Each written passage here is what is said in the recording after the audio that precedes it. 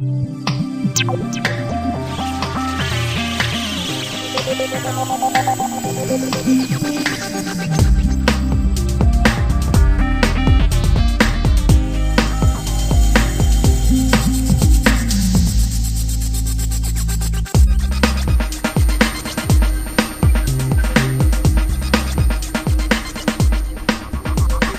Pur Silence est un produit révolutionnaire qui est destiné à réduire le bruit dans les bâtiments, dans les réseaux de ventilation des bâtiments de par le monde.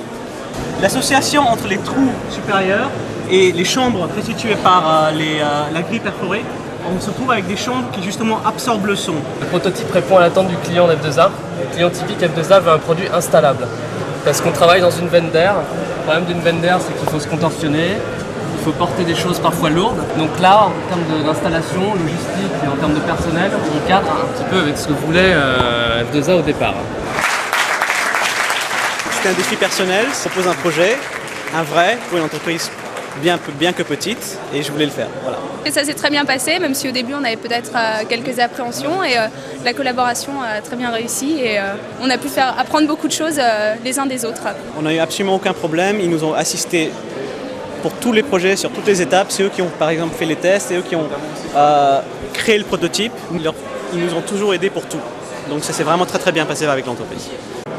Bienvenue chez nous, Air Liquide Welding. On est ravis de vous présenter l'aboutissement de 6 mois de travail. En fait, on est arrivé avec une problématique très large sur l'amélioration de l'environnement du soudeur. On a eu pas mal de réunions au siège Air Liquide avec les responsables qui nous ont aidé à cerner ce qu'ils voulaient, les attentes. On a fait des visites sur le terrain pour après comprendre et cerner le marché de la soudure et le métier de la soudure. Et tout ça nous a permis de cerner un peu le projet et de recouper sur 2 axes de développement sur les produits. Un générateur, qui est l'outil vraiment de base du soudeur, et sa combinaison. On a travaillé encore une fois dans l'axe de l'ergonomie, du confort et de la sécurité.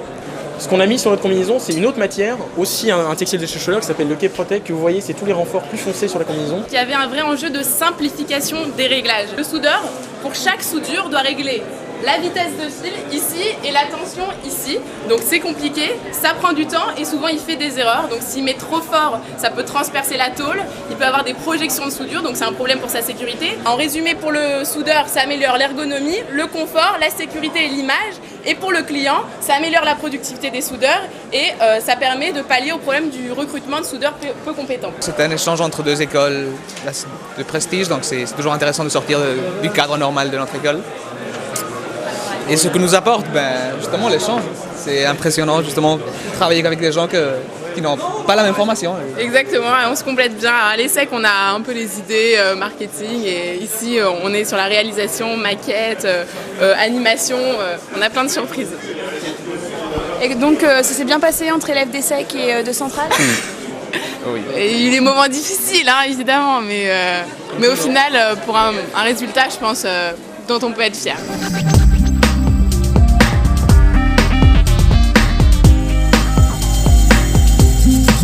Plus que jamais, le concept que nous allons vous présenter est stratégique pour la marque parce qu'il doit la faire valoir en termes d'innovation et de notoriété.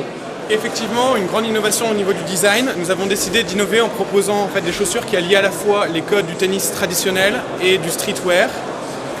Nous proposons un modèle qui est à la fois technique, esthétique et agréable à porter. Le concept Pulse, il est basé sur des chaussures communicantes.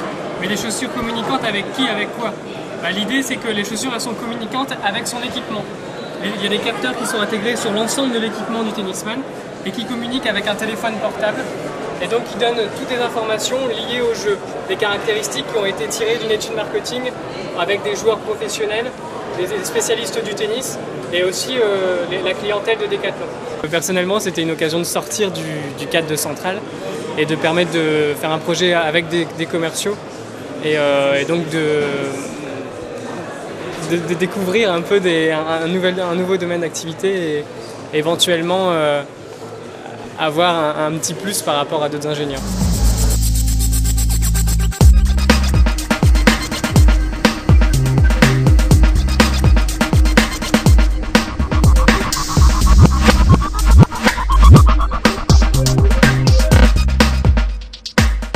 Notre mission est d'inventer un local idéal pour l'ensemble des immeubles de l'OPAC à Paris, au sein desquels actuellement les locaux sont soit inexistants, soit trop petits, peu sûrs et peu accueillants. Un enjeu environnemental d'abord, car tout le monde est conscient que comme tout à chacun, les avantages du vélo sont énormes pour nous. Et il est clair que la population parisienne doit être mise en scène. Pour cela, il faut repenser le local à vélo dans les immeubles et bien sûr de manière durable.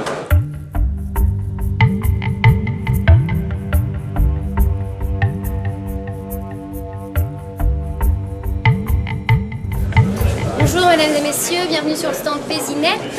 Un bébé, une balance, un ordinateur portable, un téléphone portable, un ordinateur portable, vous l'avez vu, ça n'est pas une innovation technologique de pointe que nous allons vous présenter aujourd'hui, mais notre innovation n'en est pas moins majeure, car c'est une innovation culturelle et sociale profonde que porte notre projet, nous en sommes convaincus. Pézinette, qui est représenté ici, c'est pour nous la santé infantile en Afrique autrement, et nous allons vous dire pourquoi. Autrement d'abord, parce qu'avec ce service, les familles africaines vont pouvoir sortir de la logique d'assistanat en matière de santé en s'engageant à payer chaque mois un service pour le suivi médical de leurs enfants. C'est en cela que Pézinette va permettre de responsabiliser les familles et de les sensibiliser à la notion de suivi médical. Parce qu'avec ce service à domicile, toutes les semaines, on va pouvoir permettre que des familles qui d'habitude n'ont pas le courage ou pas la volonté ou ne se rendent pas compte de l'importance de faire suivre régulièrement la santé de leurs enfants aient aujourd'hui accès aux soins, qu'on leur facilite cet accès aux soins et qu'elles puissent le faire à un prix abordable. Le projet, à terme, doit concerner un nombre important d'enfants. Et comme ce qui coûte cher dans le projet, c'est le médecin, on a essayé de limiter le temps qu'il va passer à consulter les courbes et à déterminer les enfants qui sont malades ou pas et qui doit consulter. Donc c'est pour ça qu'on a instauré un système de filtrage de courbes à risque, d'enfants à risque, sur certains critères rentrés par les agents de pesée.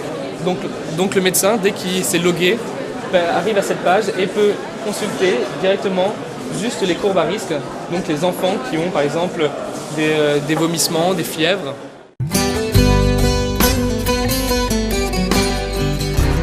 On a choisi ce cours parce que c'était intéressant d'avoir un travail de groupe sur des projets très concrets avec des étudiants d'horizons différents, Centrale et ESSEC. Et puis on était content de travailler en groupe et c'était un projet qui nous tenait beaucoup à cœur parce que c'était un projet humanitaire au Mali et qu'on est parti ou qu'on va partir de nouveau et que sur 6 mois on a appris beaucoup de choses et voilà, on dira aux autres de le faire. Voilà. Les relations Centrale-ESSEC se sont bien passées ? Oui, très bien. Sur notre projet, il n'y a pas eu vraiment de différence particulière parce qu'on était vraiment sur un projet